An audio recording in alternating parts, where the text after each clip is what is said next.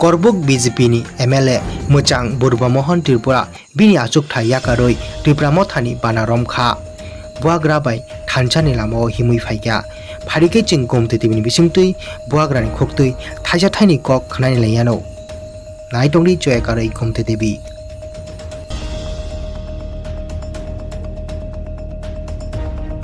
आया महाराष्ट्र आज बुरबू मोहन त्रिपुरा ने बीजेपी एमएलए पद से रिज़ाइन कर लिया है और पार्टी से भी रिज़ाइन कर लिया है। शाम को प्रेस कॉन्फ्रेंस है तो इनके साथ मैं आया हूँ सॉलिडारिटी दिखाने के लिए।